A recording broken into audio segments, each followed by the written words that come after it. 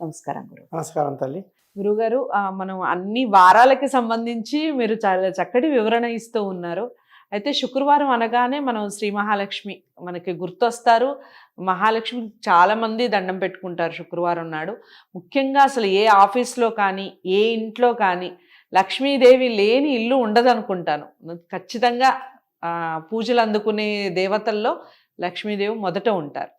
కాకపోతే పూజల సంగతి ఎలా ఉన్నా అసలు శుక్రవారానికి ఎందుకు అంతటి విశిష్టత అనేది చెప్తూ, శుక్రవారం నాడు కూడా చేయని పనులు చేయకూడని పనులు ఏమైనా ఉన్నాయా, ఈ విషయాలన్నీ చెప్పండి. తప్పకుండా అమ్మా. శుక్రవారం అంటేనే భృగు మహర్షి అంటే భృగువారం అంటారు. భృగువారం అంటే భృగువు యొక్క వారము, శుక్రుడు అంటే భృగుడు.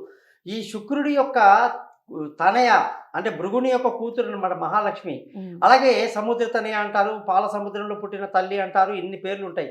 ముఖ్యంగా మన ఆదిశంకరాచార్య వారు అమ్మవారి మీద రాసినటువంటి అష్టలక్ష్మి స్తోత్రంలో కూడా బ్రహ్మ విష్ణు మహేశ్వరులు త్రిమూర్తులు కూడా అమ్మవారిని సేవిస్తారని చెప్పి చాలా క్లియర్గా సేవించారు. ఇంకా అంటే మనం అంటాం శివుడు ఒక వర్గం వాళ్ళు శివుడు గొప్ప అని, ఒక వర్గం వాళ్ళు మహావిష్ణువు గొప్ప అని, ఇలా ఎన్నో అనుకున్నప్పటికీ అన్నిటికీ ఫుల్ స్టాప్ పెట్టేసి ఈయన కొత్తగా ఒకటి తీశారు. ఏంటంటే అయితే ఆ రోజు ప్రత్యేకంగా శుక్రవారం అంటే అమ్మవారికి లక్ష్మీదేవికి శుక్రగ్రహానికి సంబంధించిన రోజు కాబట్టి శుక్రగ్రహం యొక్క మంత్రాన్ని 20 సార్లు చెప్పడం ఆ రోజు చాలా మంచిది. శుక్రగ్రహానికి అధిపతి ఆ యొక్క లక్ష్మీ అమ్మవారు కాబట్టి శుక్రవారం యొక్క ప్రత్యేకతలు ఏమున్నాయంటే, ఈ భూమి మీద పుట్టిన ప్రతి మనిషి కూడా ఏ జీవి అయినా సరే కంఫర్టబుల్గా జీవించాలి, అష్ట ఐశ్వర్యంతో జీవించాలి, మంచి ఆరోగ్యంతో జీవించాలి, బాగా సంపదలు ఉండాలి, జల్సాగా ఎంజాయ్ చేయాలి అని ప్రతి ఒక్కళ్ళం అనుకుంటాం. దానికి చిన్న ఎగ్జాంపుల్ ఏంటంటే, మనకు వారమో నెలకో ఎప్పుడో కాస్త టైం దొరకగానే ఏ గోవాకో ఊటీకో ఎక్కడో పారిపోతాం. ఎందుకయ్యా అంటే రిలాక్స్ అండి అంటాం. అంటే ఇక్కడ ఉన్నప్పుడు రిలాక్స్ లేదనమాట వాడికి. అంటే మనిషికి రిలాక్స్ అంటే సంతోషాన్ని ఇచ్చేటువంటిది ఏంటి? పర్యాటకం. అంటే మనిషి ఎంజాయ్ చేయాలనుకుంటాడు. అలాగే డబ్బు ఉంటే రోజు ఎంజాయ్మెంట్ చేయొచ్చు, ప్రతిరోజు ఎంజాయ్ చేయొచ్చు, కష్టాలే ఉండవు. మరి ఈ కష్టాలు లేకుండా అష్టలక్ష్మి మన ఇంట్లో ఉండాలి, అష్టైశ్వర్యం ఉండాలంటే మొట్టమొదటి మాట, శుక్రవారం నాడు స్త్రీని తులనాడకూడదు. కుండ నిండా పాలు పొంగిచ్చేసి చక్కటి మంచి ఆవు పాలు తెచ్చి బాగా మరిగించి ఒక్క చిన్న ఉప్పురాయి అందులో వేసేస్తే పాలంతా పగిలిపోతుంది. ఎలా విడిపోతుందో అలాగా శుక్రవారం నాడు భార్య కానీ, తల్లి కానీ, చెల్లి కానీ, అక్క కానీ, వదిన కానీ, కూతురు కానీ ఖచ్చితంగా పసుపు రాసి మగవాళ్ళు పూజ చేయాల్సిన రోజు. మగవాడంతే, వాడు తండ్రి కానీ, తాత కానీ, ముత్తాత కానీ, కూతురు కానీ, భర్త కానీ, భార్య కాళ్ళకి పసుపు రాసి బొట్టు పెట్టాలి. అది లక్ష్మీదేవి మొట్టమొదటి పూజ ఆ ఇంట్లో. భార్యని పొరపాటున తిట్టినోడు ఇంకా వాడు పందిగా పుడతాడని నా శాపం. ఎందుకంటే తల్లి కూడా చెయ్యని గొప్ప త్యాగాలు భార్య చేస్తుంది. తల్లి ఒకడికి భార్యే, కానీ ఇక్కడ తల్లి గొప్ప భార్య గొప్ప అని వచ్చేవాళ్ళు అందరి జాతకానికి చాలా మంది వస్తారు. 100% పెళ్ళాం గొప్ప దుబ్బే అంటాను నేను. తల్లి గురించి మాట్లాడొద్దు. ఎందుకు అంటారు? ఎందుకంటే చిన్న ఎగ్జాంపుల్ తీసుకో. కరోనా టైం వచ్చింది, బాగా డబ్బులకు ఇబ్బంది అయిపోయింది, ఉద్యోగాలు లేవు, అందరికీ అన్నీ ఊడిపోతున్నాయి. నీ దగ్గర ఒక 1,00,000 రూపాయలు ఉంది, నువ్వేం చేసావు? 2 లక్షలు ఉంది. 2 లక్షలు ఉంటే దాచిపెట్టాలనుకున్నావు, సమయానికి అవసరం అమ్మ దగ్గర 1,00,000 రూపాయలు ఇచ్చావు. అమ్మ జాగ్రత్తగా పెట్టవే, నాకు టైం బాగాలేదు, నా టైం బాగుంది, మళ్ళీ తీసుకుంటే దాచిపెట్టు. ఓకే రా అంది. పెళ్ళాం దగ్గర నువ్వు అదే 1,00,000 రూపాయలు ఇచ్చావు. పెళ్ళాం అంది సరేనండి అని దాచిపెట్టింది. కరోనా టైం వచ్చింది, మొత్తం గందరగోళం అయింది, 2 సంవత్సరాలు అయింది. తర్వాత వెళ్ళి మీ అమ్మని డబ్బు అడిగావు. మీ అమ్మ ఏమంది? మొన్న ఈ మధ్య మీ తమ్ముడికి చాలా సీరియస్ అయిపోయింది, హాస్పిటల్లో డిశ్చార్జ్ అవ్వలేదు, డబ్బు కట్టకపోతే పంపనన్నారు, ఆ కరోనాలో వాడు చచ్చేదాకా ఉండేవాడు, ఆ 1,00,000 వాడికి ఇచ్చేసాను అంటది.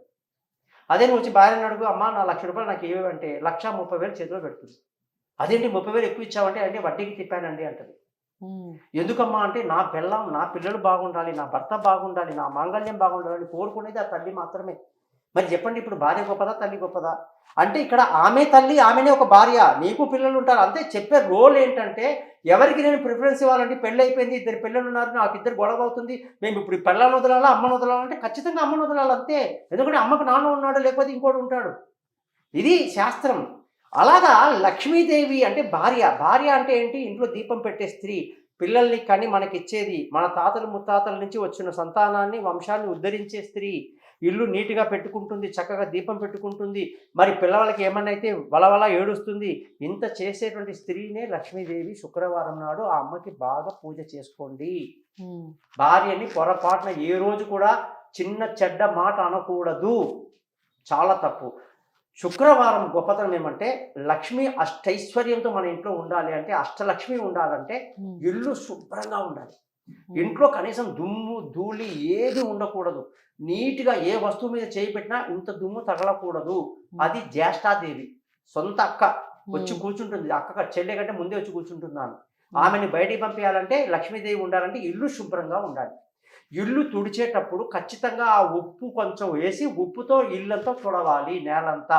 ఎందుకు అంటే ఉప్పు అంటే సముద్రము, సముద్రం ఉప్పు కాబట్టి అక్కడ అమ్మ పుట్టింది కాబట్టి ఈ ఉప్పు సహోదరుడు కాబట్టి ఆ ఉప్పు ఇంట్లో వేయడం వల్ల లక్ష్మీదేవి ఉన్నట్టు లెక్క. సైంటిఫిక్గా మాట్లాడితే ఒక దోమ ఉండదు, ఒక చీమ ఉండదు, ఒక బొద్దింక ఉండదు ఇంట్లో, ఎందుకంటే ఉప్పు పడింది కాబట్టి. అది ఆ విధంగా పనిచేస్తుంది. అలాగే ఇల్లు మంచి తోరణాలతో మంచి ముగ్గులతో కళకళలాడుతూ శుక్రవారం రోజు ముందే ఒక రోజు ముందండి. శుక్రవారం ఉదయం చాలా మంది కడుగుతారు, చాలా తప్పది. గురువారం సాయంత్రం కడగాలి. ఇల్లు కడుక్కొని మంచిగా ముగ్గులు వేసుకోవాలి. ఆ తర్వాత అమ్మవారి ఒక మంచి కలశం పెట్టడం వల్ల కలశం పెట్టచ్చు.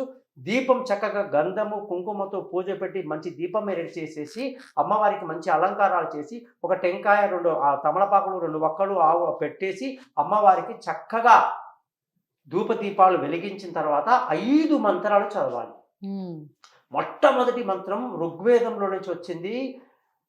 హిరణ్యవర్ణాం హరిణిం సువర్ణ రజతాస్రజం చంద్రాం హిరణ్మయీం లక్ష్మీం జాతవేదో మమాపహ తాం మావహ జాతవేదో లక్ష్మీ మనపగామినీం యశ్యాం హిరణ్యం విందేయం గామస్వం పురుషానహం.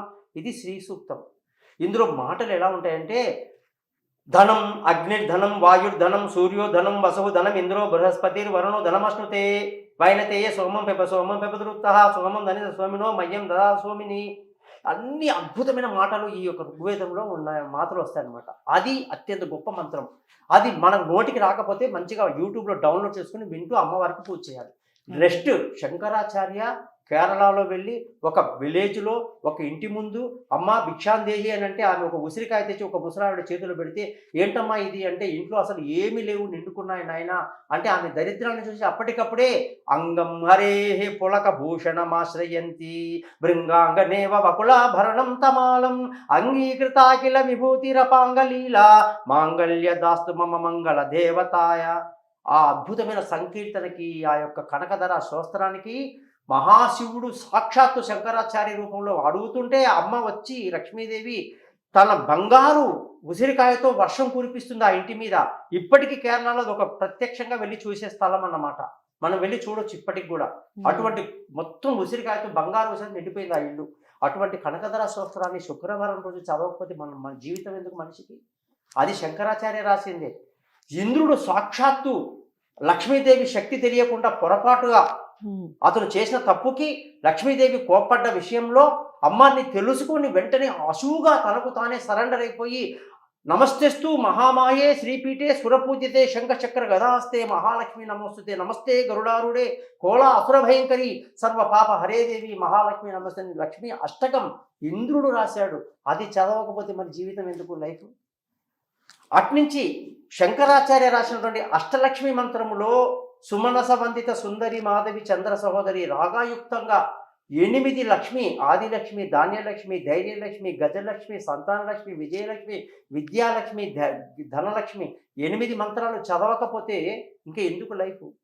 ఆ తర్వాత లక్ష్మీ అష్టోత్తరంలో దేవదేవ మహాదేవ త్రికాల జ్ఞాన మహేశ్వర కరుణాకర దేవేశ భక్త అనుగ్రహ కారక అని చెప్పి లక్ష్మి మీద ఈశ్వరుడు చెప్పినటువంటి మంత్రం ఉంది. అటువంటి 5 మంత్రాలని మనము రోజు శుక్రవారం నాడు లేదా రోజు కూడా చక్కగా పూజలో పెడితే మీ ఇంట్లో ఎందుకండి లక్ష్మీదేవి ఉండదు? 100% మీ ఇల్లు అన్ని ఐశ్వర్యాలతో అద్భుతంగా ఉంటుంది. శుక్రవారము ఒక పెద్ద పర్వదినం. ఆ రోజు బొబ్బర్లు మంచిగా నానబెట్టి అమ్మవారికి నైవేద్యం పెట్టి దాన్ని ఆవుకు తినిపించే వాళ్ళు చాలా మంది ఉన్నారు. అమ్మవారికి మంచి పాయసం మంచి వడ గారెలు చేసి నైవేద్యం పెట్టి అందరికీ పంచాలి. ఆ రోజు ఖచ్చితంగా నారికేల టెంకాయ కొట్టడం అమ్మవారికి నైవేద్యం పెట్టడంలో ఉండాలి. వాయనం ఇవ్వాలి. నలుగురు సుమంగలికి వాయనం ఇవ్వడం వల్ల ఆ ఇంట్లో మంచి జరుగుతుంది. కాబట్టి శుక్రవారానికి మామూలు విశేషాలు లేవమ్మా. ఆ రోజు ఎంత గొప్పది అంటే ఒక చిన్న ఎగ్జాంపుల్ చెప్పి నేను క్లోజ్ చేస్తాను. ఆ ఇంట్లో లక్ష్మీదేవి నివాసం ఉండేదట. ఆ ఇంట్లో ఉండి అష్టైశ్వర్యాలతో చాలా అద్భుతంగా ఉండేవారట. 2 కోడళ్ళు కొడుకులు 2 భార్య అంతా. సడన్గా ఏమైందంట, జ్యేష్ఠాదేవి వచ్చిందట. ఇంటి యజమాని కలిసి చెప్పిందట నాలాంటోడితో, నాయన లక్ష్మీదేవి లక్ష్మీదేవి టైం అయిపోయింది, రేపటి నుంచి ఆవిడ వెళ్ళిపోతుంది, నేను ఎంటర్ అవుతున్నాను. లక్ష్మీదేవి వచ్చేసి వెళుతూ చాలా బాగా చూసుకున్నావు, చాలా సంతోషం నాయన, రేపటి నుంచి మా అక్కగారు వస్తారు మీ ఇంట్లోకి అంటే, వస్తే రానియండి, నాకు ఒక చిన్న వరం ఇచ్చేసి వెళ్ళండి అమ్మా అని అంట. సరే చెప్పండి ఇస్తాను అంటే, మా ఇంట్లో ఎవ్వరి నోట్లో నుంచి చిన్న బూతు మాట రాకూడదు, మాటే కదా మంత్రం, బూతు రాకూడదు అన్నట్ట. తదాస్తు అన్నట్ట అమ్మ. అమ్మ వెళ్ళిపోయిన తర్వాత జ్యేష్ఠాదేవి వచ్చి కూర్చుంది. కూర్చున్న వెంటనే మొదలుపెట్టిందట దుకాణం. అత్తగారు వంట చేస్తుండి పోపు పెట్టిందట, పోపులో కూరగాయలు వేసిందట. అది బాగా ఉడుకుతుందట. ఉడుకుతుంటే వెంటనే వాళ్ళ ఆయన వచ్చి తొందరగా బయటికి వెళ్ళాలి, ఇప్పుడే వచ్చేద్దాం 10 నిమిషాలు అని భర్త పిలుస్తున్నాడు. పెద్ద కోడల్ని చూసి, అమ్మ ఇదిగో అందులో కాస్త ఉప్పు వేయాలి, ఉడికిన తర్వాత రాగానే భోజనం చేద్దాము. అలాగే అత్తయ్య అని ఆమె ఏదో పండు ఉందట. ఈ లోపల బట్టలు తూతున్న చిన్న కోడలు విందంట పెద్ద కోడలతో అన్న మాటలు. ఓహో ఈ పెద్ద కోడలికి ఏది గుర్తుండదు అనుకున్నదట, ఏమి చెప్తుంది ఆమెకి అని. వీళ్ళు వెళ్ళిపోగానే ఏం చేసింది, పెద్ద కోడలు వచ్చి కాస్త ఉప్పేసి కలిపేసి వెళ్ళిపోయిందట. కాసేపటికి చిన్న కోడలు అనుకుందట, ఈ పెద్ద కోడలికి ఏమి గుర్తుండదు చెప్పి ఆమె ఉప్పేసి ఆమె కలిపేసి వెళ్ళిపోయిందట. తర్వాత వీళ్ళు 5 నిమిషాలు వచ్చారట భార్యాభర్త. రాగానే ఆ అత్త అనుకుందంటే వీళ్ళ పొగడం చూసి వీళ్ళు అసలు వంటగదిలోకి పోయినట్లేదని చెప్పి ఏమి ఉప్పేసి ఏమేమి పగాసి కలిపేస్తారు. జ్యేష్ఠాదేవి దగ్గర నుండి చేయిస్తుంది ఇవన్నీ. సరే వంట వచ్చింది, తెలుగు కూర్చున్నట్ట. పెద్ద ఆయన పిలిచి మీరు ముందు భోజనం చేయండి అంటే పెద్ద ఆయన కూర్చోబెట్టారట. ఆయనకు అన్నం పెట్టి నూనె నెయ్యేసి కూర పెట్టారట. ఆయన కలుపుకొని తిన్నారట. తిన్న కొంచెం కాస్త టెన్షన్ కూడా అయ్యారట. కాస్త మంచిగా తాగి తర్వాత తగిలేసి వెళ్ళిపోయారట ఆయన. వెంటనే 2 కొడుకులు వచ్చేసరికి కోడలు 2 వచ్చారట. వచ్చేసి 2 కొడుకులకు బాగా పెడితే తండ్రి తింటూ వెళ్ళిపోతున్నాడు. తండ్రి వెళ్తున్న అదే కూరని వీళ్ళు తిన్నప్పుడు వీళ్ళకి భయం వేసిందట. అయ్యో అంత పెద్ద ఆయన తింటున్నారు కదా, గమ్మున వీళ్ళు తీసి వీళ్ళు వెళ్ళిపోయారట. అత్త కోడలు కూర్చొని ముగ్గురు తింటున్నారట. ముగ్గురికి చాలా షాక్ అయిందట, ఏంటి ఇంత ఘోరంగా ఉంది పరిస్థితి అని. గమ్మున తినేసి గమ్మున వెళ్ళిపోయారట. ఎవ్వరు ఒక్క మాట అనలేదు, ఎక్కడ ఎవరు తినలేదు. ఏంట్రా ఈ ఉప్పు వేసింది, ఎవడరా వంట చేసింది, ఏం లేదంట. అక్కడ ఉన్న జ్యేష్ఠాదేవి చాలా ఆశ్చర్యం వేసిందట. పెద్దని పిలిచి, అంత చేసే కదరా, కొట్టుకొని చావరా మీరు, తిట్టుకోరా. మాకు ఆల్రెడీ వరం ఉంది, మేము ఎవరిని తిట్టాం, మా ఇంట్లో అలాంటి దరిద్రాలు జరగవు, ఎంత కష్టమైనా సరే మూసుకొని భరిస్తాం అనేసరికి, మీ ఇంట్లో మీ కుటుంబానికి ఒక దండంనైనా నేను పోతున్నా అని చెప్పి జ్యేష్ఠాదేవి వెళ్ళిపోతుందట. లక్ష్మీదేవి తిరిగి వస్తుందట. అలాగా మనిషి మాట, సహనం, ఓర్పు, ఒకరినొకరు క్షమించుకునే విధానం, ఇవన్నీ లక్ష్మీదేవి ఉన్న ఇంట్లో ఉంటాయి. అవి లేని ఇంట్లో అన్ని బూతులే ఉంటాయని చెప్పేసి మనం ఈ ఎపిసోడ్లో తెలుసుకోవాలి. చాలా చక్కటి ఉదాహరణతో చాలా చక్కగా చెప్పారు. ముఖ్యంగా లక్ష్మీదేవి స్తోత్రాలకు సంబంధించి చాలా బాగా చెప్పారు గురువు గారు. మీరు స్తోత్రం పాడుతూ ఉంటే అలా వింటూ ఉండాలి అన్నంత ఆనందం వేసింది. చాలా బాగా చెప్పారు. శుక్రవారానికి ఉన్నటువంటి విశిష్టత చాలా మందికి తెలుసు. లక్ష్మీదేవిని పూజిస్తూ ఉంటారు. ముఖ్యంగా శ్రావణ మాసంలో మనం లక్ష్మీదేవిని పూజించడం చూస్తూ ఉంటాం, వాయనాలు తీసుకోవడం చూస్తూ ఉంటాం. ఇవన్నీ మనం నిత్యం చూసేవే. కాకపోతే లక్ష్మీ స్తోత్రాలు చదవటం కానివ్వండి, దానివల్ల వచ్చే మేలు కానివ్వండి, జ్యేష్ఠాదేవి అసలు మన ఇంట్లో ఉండకూడదు అంటే మనం ఏం చేయాలి అనేది ఈ ఎపిసోడ్లో చాలా బాగా వివరించారు గురువుగారు. ఇంకా మీకు ఏమైనా డౌట్స్ ఉంటే గురువుగారిని సంప్రదించవచ్చు, స్క్రీన్ మీద కనపడే నెంబర్కి కాల్ చేయడం ద్వారా. ఇక ఈ ఎపిసోడ్ ఎలా అనిపించింది, మీరు ఏం నేర్చుకున్నారు, ఇవన్నీ కూడా కామెంట్ బాక్స్లో తెలియజేయండి. ఇక మరిన్ని విశేషాలు తదుపరి ఎపిసోడ్లో మళ్ళీ తెలుసుకుందాం. అంతవరకు సెలవు, నమస్తే.